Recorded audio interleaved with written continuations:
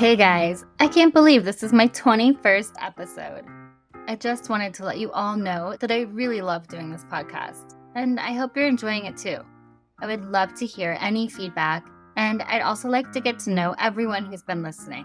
Feel free to send me an email at lasttrippodcast@gmail.com if there are any stories you'd like for me to cover, or if you just want to chat or want to send an email to say hi. You can also reach me on Instagram at The Last Trip Crime Pod or my personal Instagram at FeatherGirl77.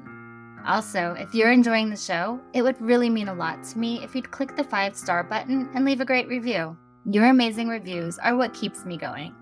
And if you really, really like the show, I've started a Patreon at patreon.com/thelasttrippodcast. It's only $4 a month, and you can get more info about the cases and more info about me. On that note, I'd like to thank our newest member, Danielle Lucchesi, for joining. Looking forward to getting to know you, Danielle. And with all that out of the way, let's jump into our episode.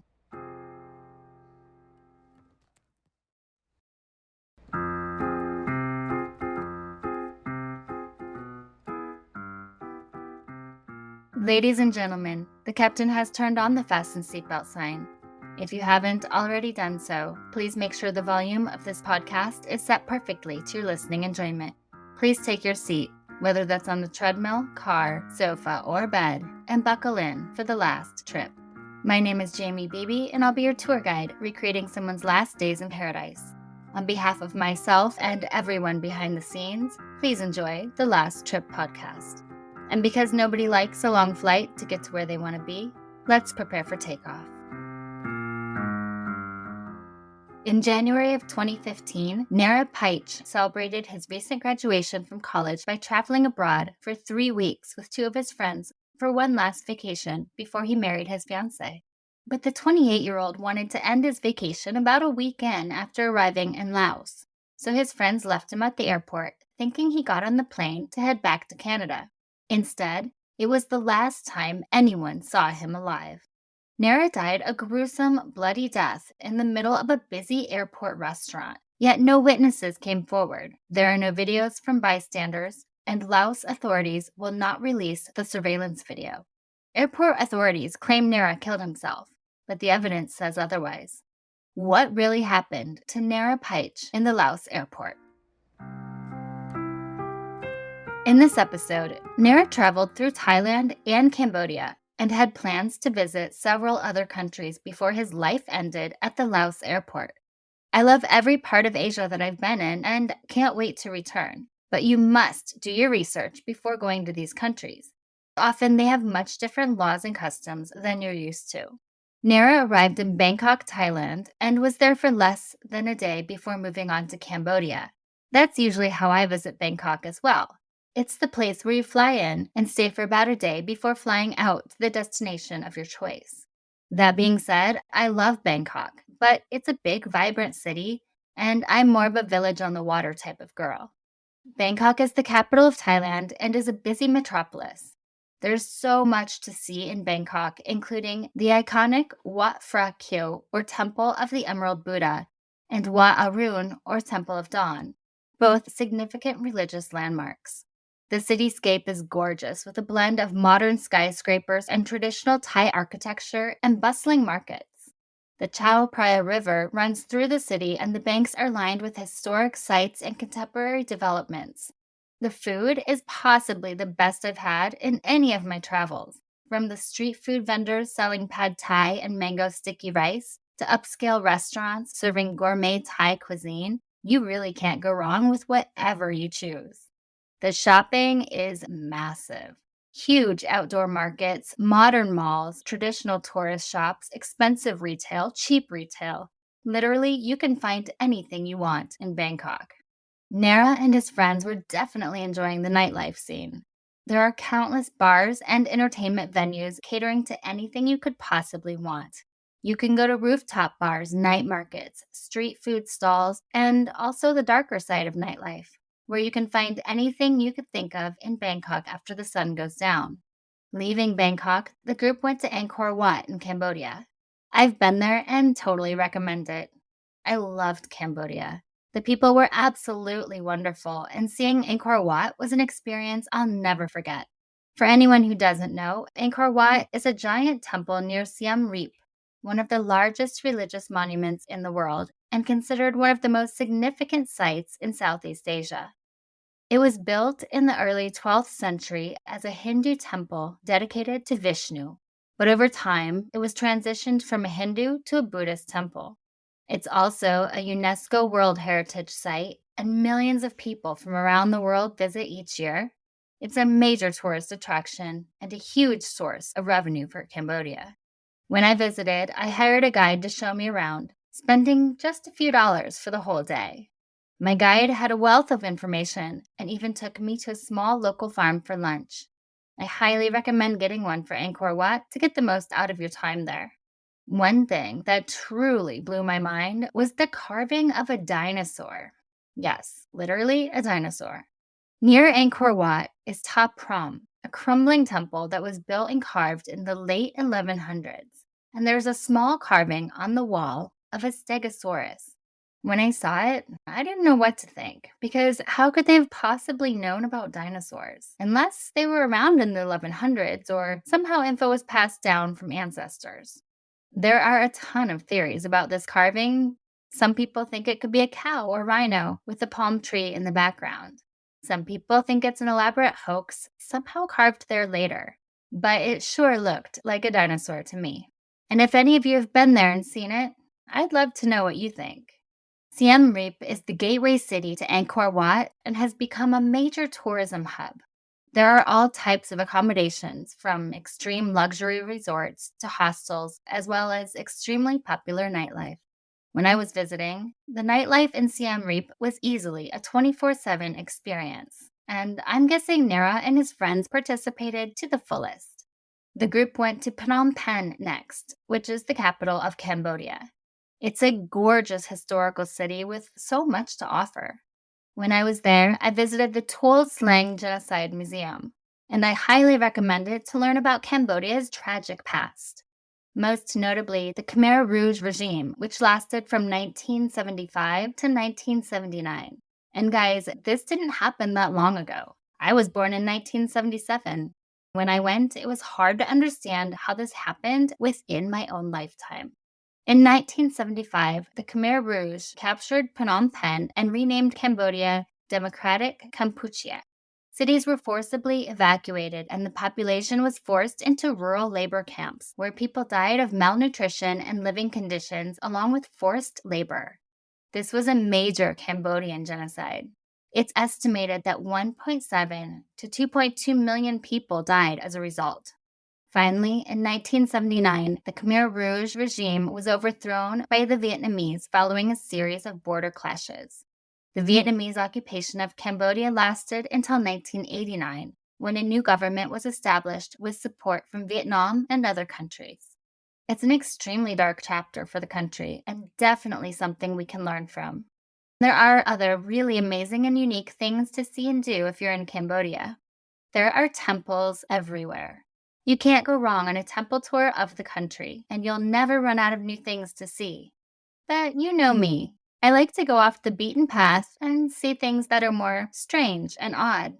One cool spot is Krong Ben Lung, which holds the Yak Laom Lake, a lake in the shape of a perfect circle. It's believed that about 4,000 years ago, a volcanic eruption created a crater that over time was filled with water, and the waters are a crystal clear blue color. The lake is considered sacred by locals, and swimming and playing in the water is common. But they forbid people from using detergents, gambling, or having arguments while in the lake. Many people take a bicycle ride from Ban Lung, which is about 3 miles, and some go on motorbike or taxi. Just make sure you stay on the path because there are plenty of unexploded munitions in the immediate area from the Second Indochina War. Another cool place to visit is the Batumbang Bat Cave. Of course, it's only cool if you aren't scared of bats. And although I always say you should face your fears, if you're really scared of bats, this might not be the location for you. I think it looks like an awesome experience. Visitors gather at sundown to see the nightly exodus of a huge colostomy of hungry, wrinkle-lipped, free-tailed bats. Most spectators stand at the bars and stalls on the side of the road where food, drinks, and cover are available. But those wanting a more intimate experience can hire a local guide to lead you up the hidden path to the mouth of the cave. There, you stand so close to the cloud of flying bats whooshing out of the cave that you can actually feel the temperature rise as they soar overhead. And the population is so large that it can take upwards of 20 minutes for the cave to clear. The bats won't hurt you or even pay attention to you because they're hungry and too busy hunting for bugs. And I haven't seen this yet, but it's first on my list next time I go to Cambodia. Nara and his friends were visiting the temples, Angkor Wat, and most other tourist areas during the day, but continuing their partying throughout the nights. Beyond the jet lag they were likely feeling, they were getting very little, if any, sleep. They filled their days and nights with activities and added alcohol to the mix. So it's no wonder they started arguing, and Nara eventually wanted to go home. Let's find out more about Nara after these messages from our sponsors. Hey guys, I hope you're all enjoying the Last Trip podcast. I'm excited to tell you about my bikini company, The Boyfriend Bikini. Now, I love traveling, especially to warm tropical beaches, and I found myself always searching for the perfect travel bikini. Something sexy, great for any occasion, and easy to stuff in my bag when I'm on the go. So I took all the best bikini ideas, worked with a fashion designer in Paris and a manufacturer in Bali to create my new swimwear company, The Boyfriend Bikini. You know that saying about how girls level up after a relationship ends? They travel more, get hotter, and start a new business? Well, that's exactly what I did. The Boyfriend Bikini is about taking control of your happiness, personal growth, and being a total girl boss. I've named each bikini after a type of man I know, good and bad, because each one helped me grow into who I am today. When you order your favorite boyfriend bikini, you'll get the story behind the man that inspired that bikini. And because you listened to The Last Trip, I'm giving you 10% off your order by using code TRAVEL. Also, a portion of all sales will go to the National Coalition Against Domestic Violence. Just go to theboyfriendbikini.com and use code TRAVEL to get 10% off your order. That's theboyfriendbikini.com, code TRAVEL to get 10% off your order. Happy traveling!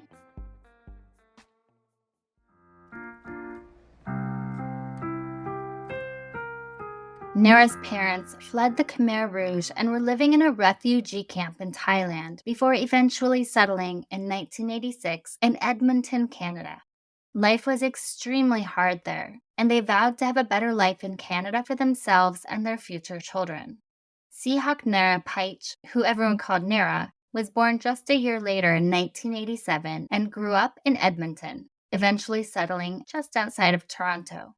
They soon became a family of 5, welcoming his sister Serena and a younger brother. Nara had a tight-knit group of friends, and family was the most important thing to him. He was never afraid to show love to anyone. Everyone saw him as the big brother in his friend groups, and he was often the guy in charge, always looking out for other people and interested in learning about people and getting to know people.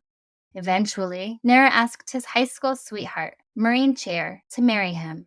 And by that point, they had been together for 13 years and planned to have the wedding in the summer of 2016. They were the type of couple people were envious of. On their first date, still in high school, Maureen played Monopoly at Nara's house with his family. She later said she was struck by how much he loved his parents and younger brother and sister. She said he was sweet to them, very kind, and that kindness extended well beyond family and friends. Maureen recalled her first vacation with Nara. When they went to the Dominican, Nara packed a whole bag of toys in his carry-on to give to the local kids. That was just the type of person he was. He was also a voracious reader. He loved learning, enjoyed sports, hiking, and traveling.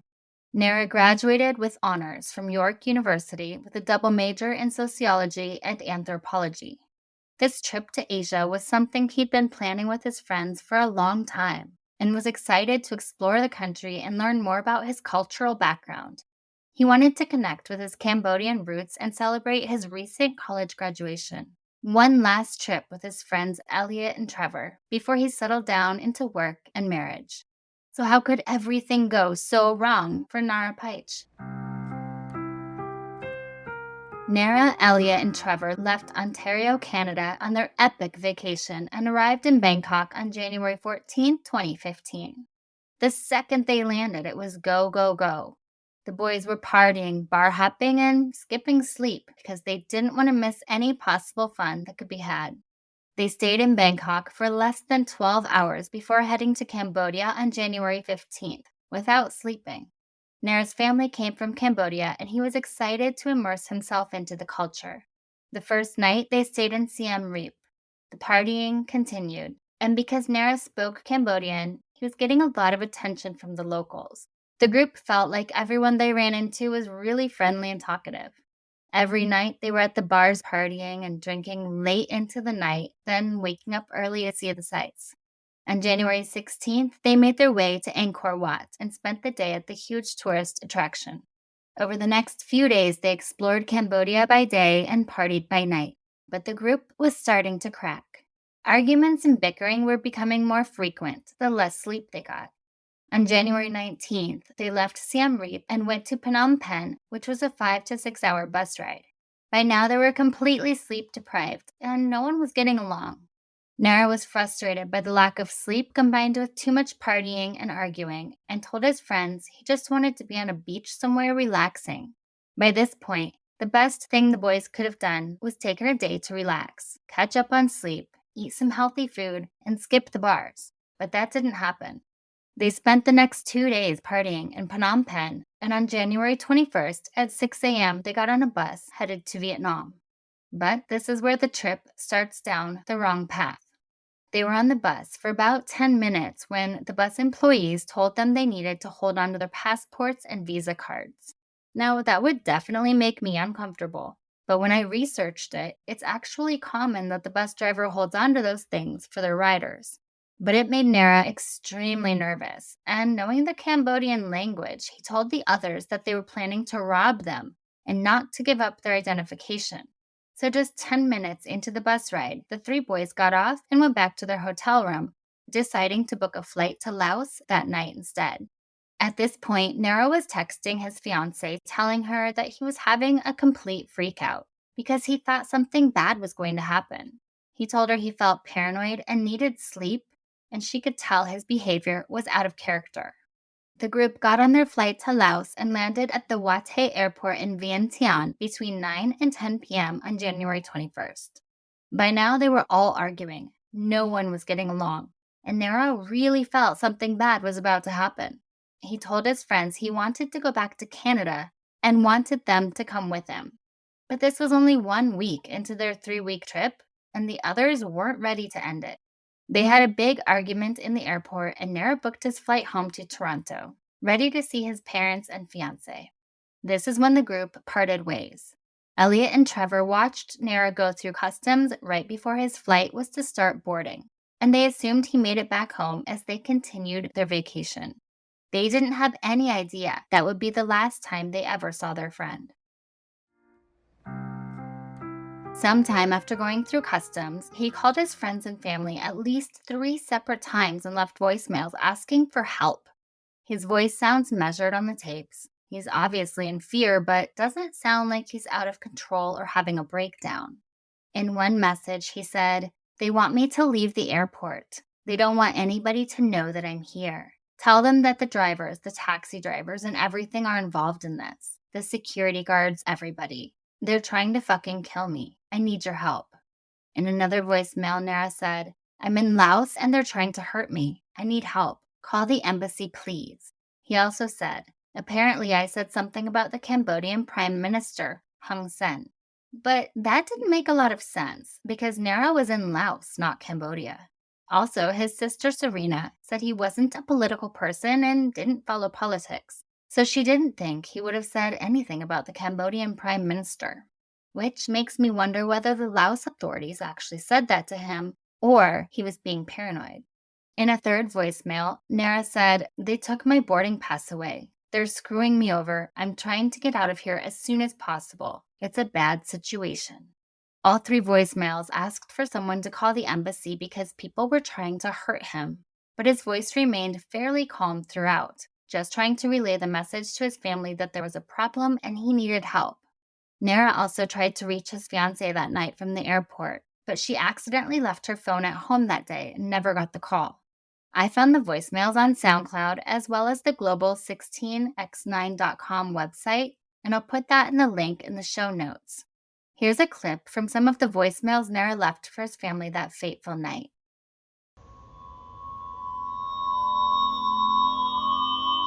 I'm in Laos and they're trying to hurt me. I need help. That call the ambulance, please.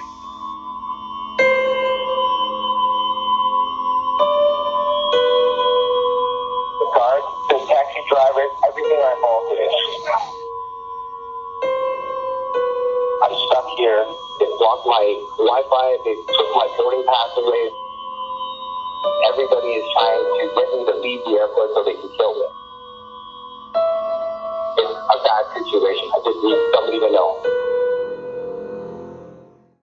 The next day, January 22nd, 2015, Nara's family was notified that he was dead. But they received several explanations to what happened, and the story the Laos authorities ultimately landed on seemed far from the truth. According to the police reports, Nara died at 3 a.m. His friends left him a little before 10 p.m. What happened in those 5 hours? First, they told the family they had to detain Nara for reasons that were never explained. They said they put him in an isolated room. He got very angry, broke the vending machine that was in there, and then broke the glass on the vending machine and stabbed himself. The second story changed only slightly when they said he broke a bottle and stabbed himself with the glass on the bottle. Soon after, an official with the Vientiane police office told a newspaper that Nara was asked to stay outside the terminal, which angered him. So he damaged shops and broke glass using airport furniture, a chair, and a fire extinguisher, ultimately finding a small knife in an airport restaurant and stabbing himself to death. But none of those stories matched the autopsy or the crime scene photos. And I will post a crime scene photo on my Patreon at the Last Trip podcast. But keep in mind, it's a very graphic photo. What the crime scene photos and autopsy eventually showed was that Nara wasn't in an isolated room when he died. He was in the middle of the airport in a restaurant. And there were 4 knives found at the scene. Not one small knife or broken glass from a vending machine or a broken bottle. The story they gave was that he stabbed himself. But who would stab themselves with 4 separate knives? In the graphic crime scene photo, the cafeteria is covered in blood. There are pools of blood on the white floor and splatters around his lifeless body. There are square tables covered with red tablecloths and wooden chairs, and 4 people kneel around what appears to be Nara's body. Found at the scene were the 4 knives I mentioned. 3 of them were about 30 centimeters long, and the 4th was about 33 centimeters long. Guys, those aren't small knives. Those are 10 to 12-inch knives. Also, at the scene was his bloody passport and a clean pair of black shoes. There are people off to the side, perhaps witnesses, with their phones out. But no witnesses were ever questioned, and no photos or videos other than the ones taken from Laos authorities were ever discovered. There is airport security video, but that's been kept under lock and key by Laos, and we'll get to that in a minute. In the official Laos report, it says Nara died of 3 stab wounds, and that he killed himself as a result of being detained. But the autopsy report tells a completely different story. When Nara's family found out he was dead, their world caved in. They couldn't understand what went on at the airport that could have possibly resulted in his death, but they knew he'd never kill himself. And this is when his sister Serena started her very long and difficult journey to find the truth. On February 2nd, 2015, at the request of Nara's family, a second autopsy was performed in Thailand by a pathologist at the Ramat Bodhi Hospital in Bangkok. Those results revealed that Nara sustained a stab wound to his right chest, a right lung laceration, multiple stab wounds on his neck, a neck muscle hemorrhage, external jugular vein laceration, a stab wound on the right forearm, multiple cuts on his left hand and forearm, and multiple contusion wounds on both hands and his right knee. I think it's almost impossible for Nara to inflict all those wounds on himself. On February 8th, Nara's body was finally sent back home to his family in Canada. His funeral was on February 16th, with a group of 500 friends and family members packed into a hall in Newmarket, Ontario to celebrate his life. His family then held a 100-day ceremony, a Buddhist tradition in which people pray nothing terrible happens in Nara's next life. Serena started a GoFundMe to help pay for her brother's headstone. She struggled and begged for any answers, witnesses, video, anything that could tell her what happened that night. On March 19th, she contacted the Royal Canadian Mounted Police, or RCMP, asking for new information, but found out they hadn't even launched an investigation, believing that Nara killed himself at the airport. After weeks of begging for Nara's original autopsy report, it was finally sent to his family on March 27th, but had barely any information and nothing useful to figuring out what happened. Serena continued to ask for help from Canada to find out what happened to her brother. She repeatedly asked the RCMP to get involved and reached out to several foreign affairs departments asking for help, but most of her emails and calls went unanswered. On May 30th, Nara's story aired on Global News, highlighting the suspicious nature of his death. And the story took off globally. People were questioning what happened, and Canada could no longer ignore requests to get involved. On June 4th, the family started a petition with change.org, petitioning the Government of Canada for action regarding Nara's death. And on July 2nd, Canadian consular officials finally met with the Laotian Ministry of Foreign Affairs, asking for updates on the investigation. But nothing came out of the increased interest in the case. Serena went to the Australian Embassy in Laos, continued to contact the RCMP for updates, filed papers to access the information, but still just nothing. On August 12th, the Australian Embassy finally acknowledged there was surveillance video from the airport, but the government of Laos would not share the videos with anyone. And this is where so many of the problems and questions lie for me. If the story is like the Laos officials said, then why not share the video? But also, there were many other people in the airport that night. This was 2015. Where are the witnesses? Where are the cell phone videos? People always have their phones on them. How did nobody come forward with video of the incident? At this point, Serena was working nonstop, trying to get any answers she could in her brother's death. She contacted the Canadian consular officials in Thailand, who became the main contact in the case. She wanted copies of the autopsy photos and toxicology that weren't included in the original report, but hospital staff told her it couldn't be released without the consent of Canadian Foreign Affairs. Finally, on September 1st, Canadian officials sent the request to the hospital in Thailand for the release of the autopsy photos. But on September 14th, they were told there was a mix-up with the release of the photos from the hospital. So Serena had to re-request them, as well as another request to view the full surveillance video of her brother's death. On September 21st, Serena received the toxicology report, which revealed Nara was completely free of drugs and alcohol at the time of his death. My question here would be to find out what they didn't check for in the tests. There's no way they could check for every substance he could have taken, or if there was something else that would have affected him that might not show up on a toxicology report. Drugs that they don't normally test for, or something that was already out of his system. Even some kind of environmental factor that caused him to become paranoid and out of control. The next day, Serena received the autopsy photos she so desperately wanted and took them to her own experts to be analyzed. Joe Slumko, a blood spatter expert, analyzed the photos and said the amount of blood and the way it was splattered would have been next to impossible to be self-inflicted. Dr. John Butt, a forensic pathologist, also analyzed the autopsy photos and came up with the conclusion that Nara's death was murder and not suicide. But Serena still wanted to see the surveillance videos because that's the only key to finding out what actually happened. But Laos said absolutely not. There was no way they were going to give up those videos. Finally, they did let the Australian embassy see parts of the video. The embassy told Serena they saw Nara extremely agitated and that he used furniture, a chair, and a fire extinguisher to smash display cases, and that he did a lot of damage in the airport store.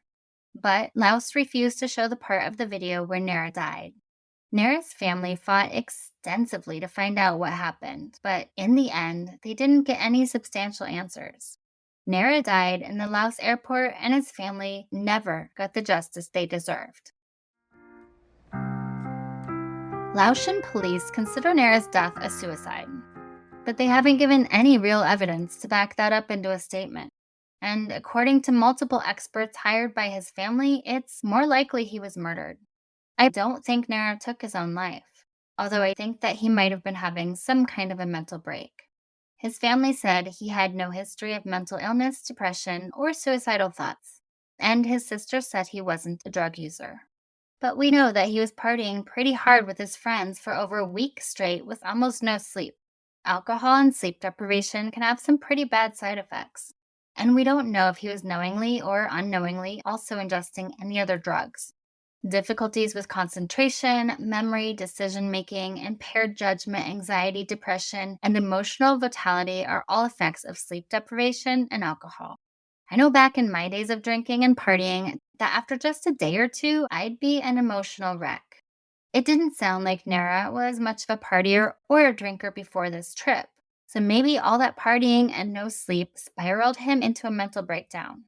Before his death, he was starting to get irritable and argue with his friends. He showed some signs of what could have been paranoia. And there is the surveillance video of him smashing up the airport. While researching this case, I came across the term Paris syndrome. It's essentially a form of culture shock or mental distress triggered by the disparity between one's idealized perception of Paris and the actual experience. People can experience a range of symptoms, including anxiety, hallucinations, delusions, dizziness, sweating, and even psychotic episodes. While it's really, really rare, it can affect people who have built up particularly high expectations of the city they were visiting for the first time. Perhaps the lack of sleep, alcohol, partying, and a bit of culture shock played into a kind of mental breakdown for Nara, and that's why he acted the way he did at the airport.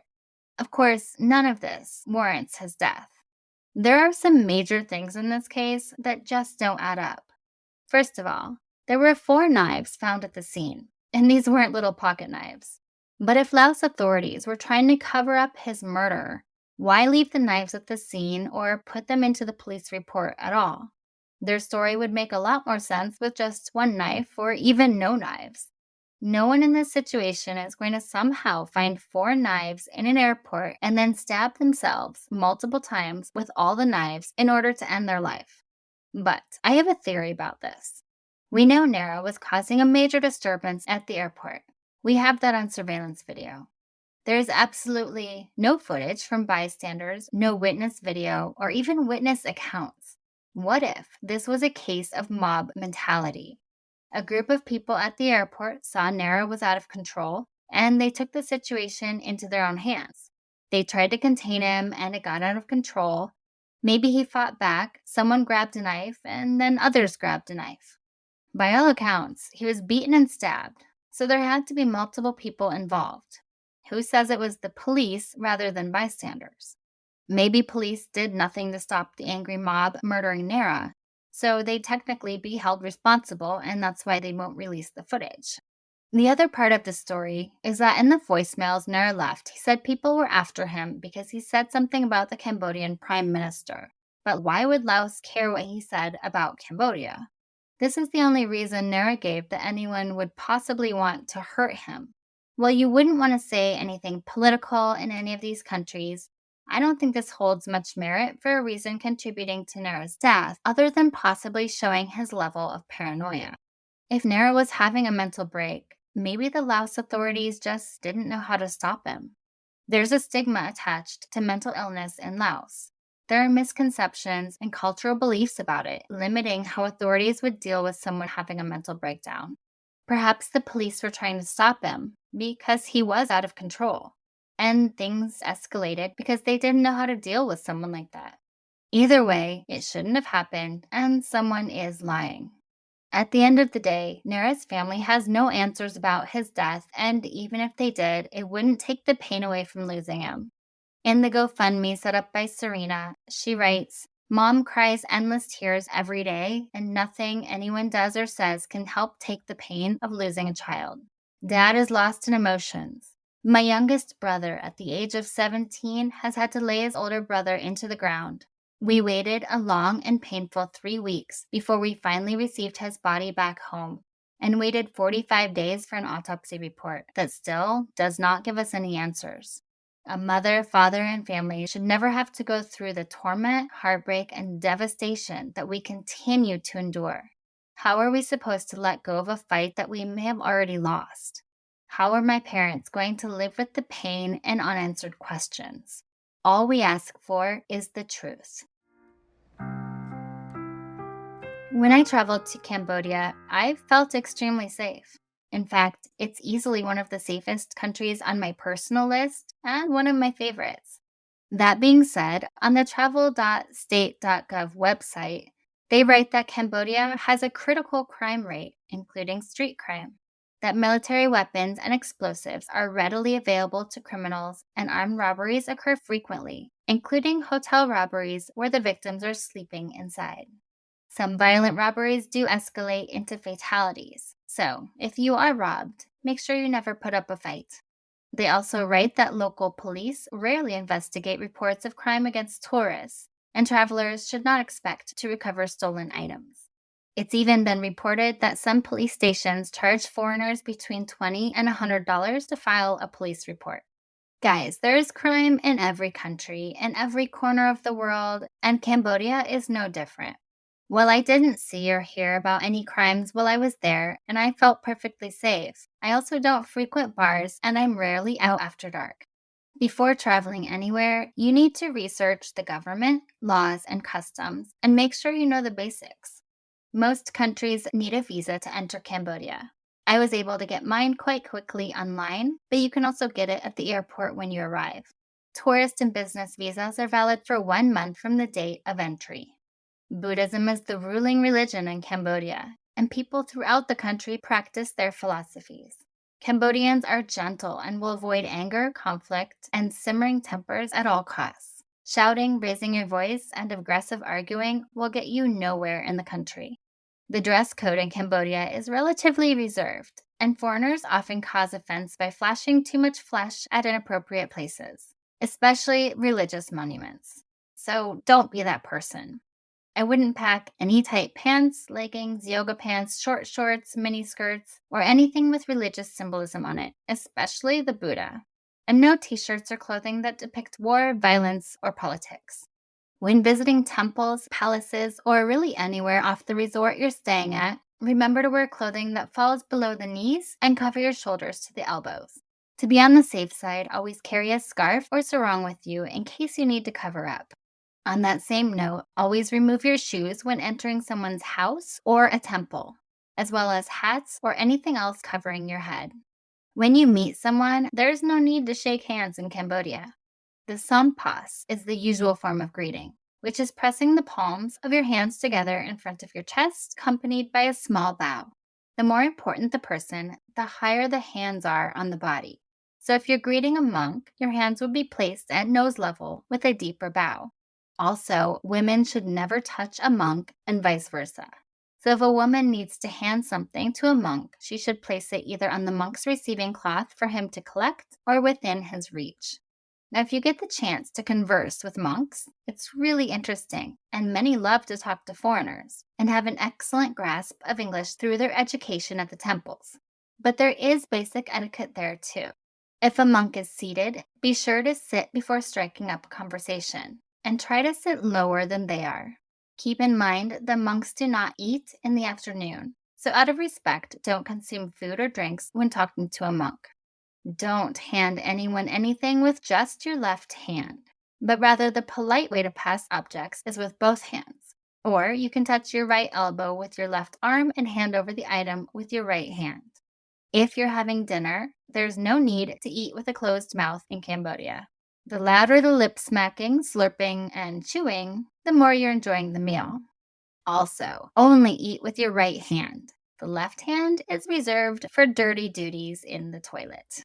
Cambodians are conservative, which means they often frown on public displays of affection. Holding hands is okay, but don't snuggle up on a public bus. And be mindful of any contact with the opposite sex. Even placing your arm around a local to pose for a photo can be misinterpreted. While Cambodia has a high rate of corruption in the country, as a tourist, you should be just fine. Remember to approach people with friendliness and kindness, and keep your thoughts to yourself about the country, politics, and past. Basic common sense goes a long way. There is petty crime, especially because poverty is such an issue in Cambodia. So be aware of your things and don't carry expensive items around with you. If you're in a tuk-tuk, which is open-air transportation, make sure your bags are secured and not available to grab by someone going by. Violent crime, especially towards tourists, is extremely low. Nara and his friends didn't have any problems in Cambodia, and Nara was killed in Laos after arriving at the airport there, with his main Laotian interactions being with authority figures. While police in Laos were trained at the National Police Academy, the extent to which the Academy's curriculum covered corruption is unknown, and police corruption runs rampant in Laos. Many police officers use their authority to extract bribes from citizens, and corrupt officials are seldom punished. In fact, according to the World Data Info website, the Corruption Perceptions Index for the public sector in Laos shows 69 points. The scale has a range from 0 to 100. The more corruption rises, the higher the number is. To put it in perspective, the United States has a score of 31. Overall, police corruption in Laos manifests as bribery, abuse of power, and collusion with criminals. If you're traveling in any country, use the utmost of common sense. Don't speak about politics, don't voice your opinion about that country, or talk about differences between your country and theirs. Be respectful of the country, the people, and the government, whether you agree with it or not. And most importantly, no matter where you're traveling, make sure you inform someone about your plans before going anywhere. Tell someone reliable where you're going and what you'll be doing and when to expect you back. And my number one tip to staying alive on vacation is to pay attention to your gut. If something doesn't feel right, it isn't. There are people who know what happened to Nara Pech, and hopefully one day his family will know too. Nara was killed in the Wattay International Airport. There were other travelers around. There were airport workers, security guards, and police officers. Yet no one has talked about what they saw. If you were in the Wattay International Airport in Laos on January 21st, 2015, from around 10 p.m. to January 22nd at around 3 a.m., now is the time to speak up. Reach out to your local police and tell them what you saw.